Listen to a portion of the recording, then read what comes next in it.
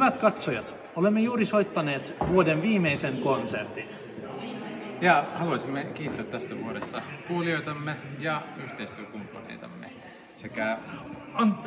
Anteeksi. Vesitornilta tulee uutisia.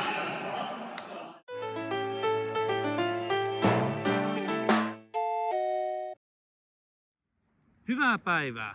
Pahoittelen keskeytystä.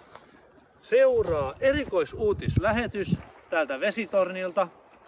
Minä olen toimittaja Kuhmo Laesemman paikallisista uutisista. Tähän taakseni on ilmestynyt vielä yksi uusi haastaja Kuhmon Monttu-keskusteluun. Takanani sijaitsi aiemmin niin sanottu ammattikoulun asuntola.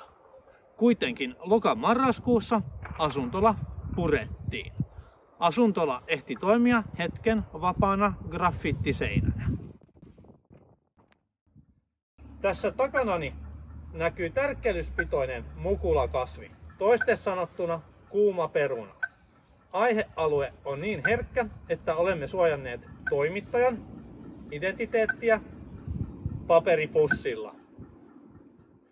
Takana on Kontion koulu.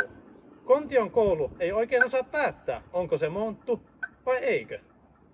Koulusta ehdittiin purkaa jo niin sanottu uusi siipi, mutta uusimman tiedon mukaan vanha siipi on edelleen suojeltu. Jäikö sulla jotain kesken?